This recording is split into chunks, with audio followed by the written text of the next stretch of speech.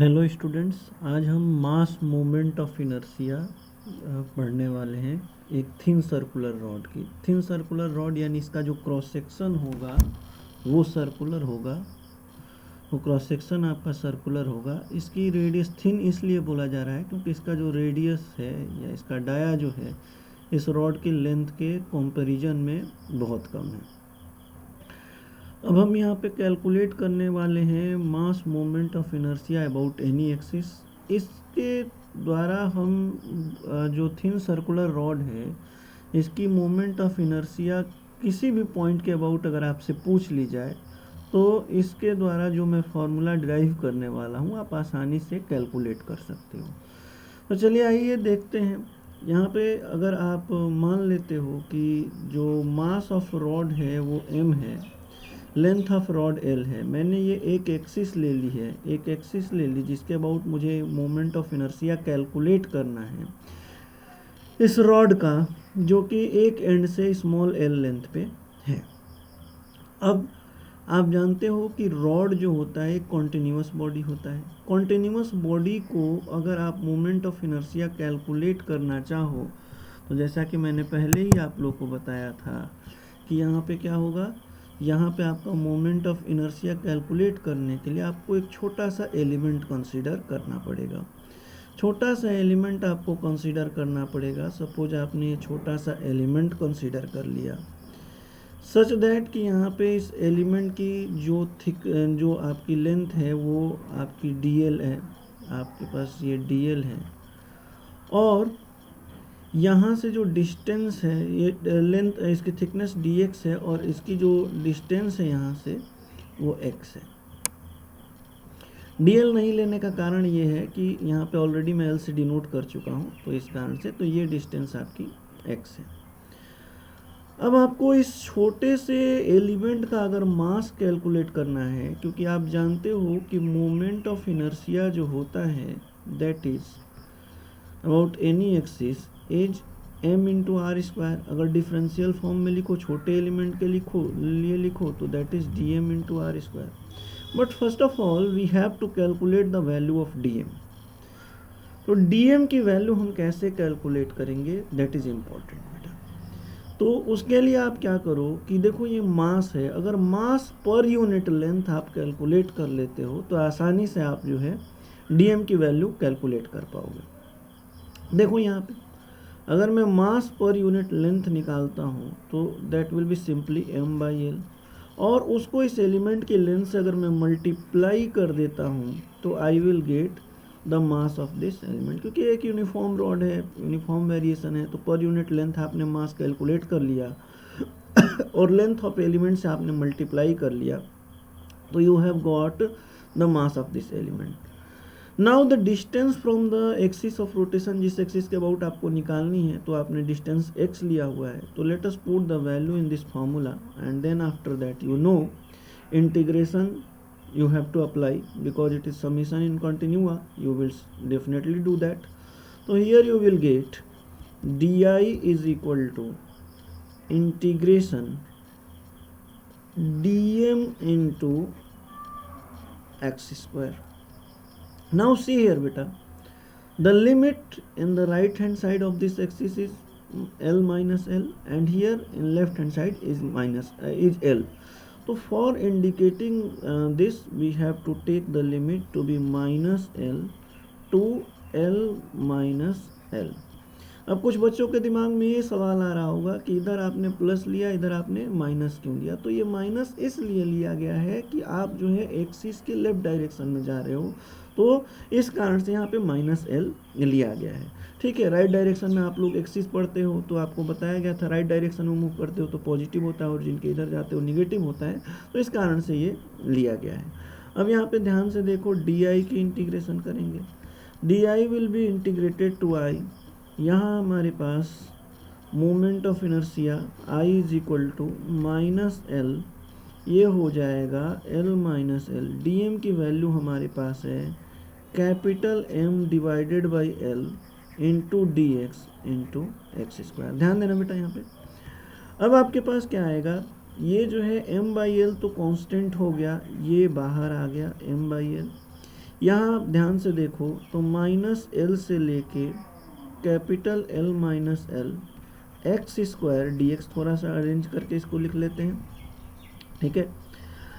अब आप इसकी कैलकुलेशन करना चाहते हो तो आप लोगों ने एक फॉर्मूला पढ़ा था इंटीग्रेशन में कि x के पावर n dx की जो इंटीग्रेशन होती है वो होती है x के power n plus one divided by n plus one. Definite integral है तो यहाँ कांस्टेंट लगाना जरूरी नहीं है। तो जब हम इसको सॉल्व करते हैं बेटा तो what you will gate, you will definitely get m by l and x cube by 3 because 2 plus 1 3, so here you will get x cube by 3, x cube by 3. Limit is minus l and upper limit is l minus l. अब आप जानते हो कि आपको upper limit minus lower limit उस function में put करके करना है, तो लेट अस डू दैट। क्या होती है value, let us see that. तो देखिए यहाँ पे हमारे पास आया m by l and here you are getting that 3 I am taking outside, here you are getting that is equal to l minus l cube minus l cube.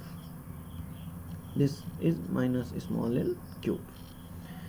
Now see here beta, m upon 3l and here I can simplify it, that is l minus l cube plus l cube, क्योंकि minus का cube जो है वो plus minus होता है, minus into minus plus हो गया। ये आपका एक मास्टर फॉर्मूला है जिसके थ्रू आप किसी भी पॉइंट पे रॉड की किसी भी एक्सिस के अबाउट, ऐसी जो एक्सिस है परपेंडिकुलर एक्सिस है उसके अबाउट आप जो है मोमेंट ऑफ इनर्शिया निकाल सकते हो। अब दिमाग में सवाल आता है कैसे सर, इतना बड़ा लंबा चौड़ा फार्मूला है, आपने कैसे कहा कि निकाल सकते हैं? तो चलिए देखते हैं। मैं बात कर रहा हूँ, अगर मान लीजिए आपके पास एंड ऑफ रॉड, रुकिए एक मिनट, यहाँ पे इसकी इमेज को हम कॉपी कर लेते हैं ताकि आप लोग के लिए आसानी हो जाएगी। Let us try that. देखो बेटा, सपोज दैट इसे छोटा सा अपना काम करना है।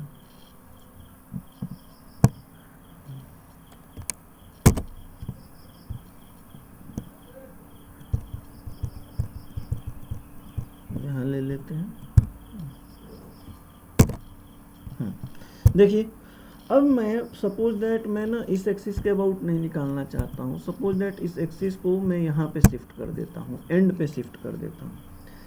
ध्यान से देखना यहाँ पे, जब मैं इसको एंड पे फिक्स कर देता हूँ, एंड पे इस एक्सिस को शिफ्ट कर देता हूँ, तो जाहिर सी बात है इस स्मॉल एल की वैल्यू 0 हो जाएगी। मान लीजिए इस एक्सिस का नाम मैं 1 1 ले लेता हूँ। तो अब आप देखो I11 में क्या हुआ, केवल ये हुआ कि l इज इक्वल टू 0 हुआ।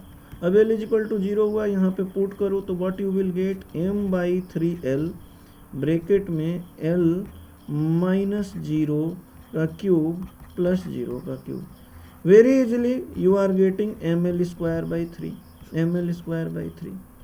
सिंपल सा ये रिलेशन आ गया। देखो अब सारे एंड पे जहाँ चाहो आप निकाल सकते हो। इस रॉड के अंदर कोई भी पॉइंट होगा उसके अबाउट निकाल सकते हो। मान लो मैं अबाउट सेंटर निकालना चाहता हूँ, about the centre of the rod निकालना चाहता हूँ, तो देखो ध्यान से इस एक्सिस को मैं 2 2 से डिनोट कर देता हूँ। अब आप यहाँ पे देखो ये जो डिस्टेंस होगी, that distance will be here l is equal to l by 2। Simple, आप जो मास्टर फॉर्मूला मैंने बनाया उसमें आप यहाँ पे पुट करके देख लीजिए। The master formula you are having m upon 3l here in the bracket, that is l minus l by 2, l minus l by 2 cube plus l by 2 cube, l by 2 cube। Solve करके देखो बेटा, यहाँ से आप आसानी से निकाल लोगे moment of inertia of the rod about the axis passing through its centre. देखिए यहाँ पे m बाई 3l हो जाएगा, m बाई 3l हो जाएगा, l minus l by 2 that is equal to l by 2, l by 2 का cube that is equal to l cube by 8, l cube by 8 plus L3/8। ध्यान से देखो बेटा, L3/8 plus L3/8 2L3/8 हो जाएगा। तो here you are getting m/3L into 2L3/8। Very easily this 2 will be cancelled, this L will be cancelled, and you are getting square, and hence you are getting the value of moment of inertia about this axis to be mL²/12। तो आज हमने moment of inertia अगर किसी thin rod की आ जाती है तो किसी भी पॉइंट के अबाउट हम कैसे निकालते हैं। किसी भी कोई परपेंडिकुलर एक्सिस है और किसी भी रॉड में किसी भी पॉइंट के अबाउट आप निकालना चाहते हो, तो अगर आपको ये फार्मूला याद है and you are capable of deciding what will be the value of small l, जो कि आप आसानी से रॉड को देख के ही पता लगा सकते हो, तो आप आसानी से इस कैलकुलेशन को कर पाओगे just by putting the value of small l in this master formula.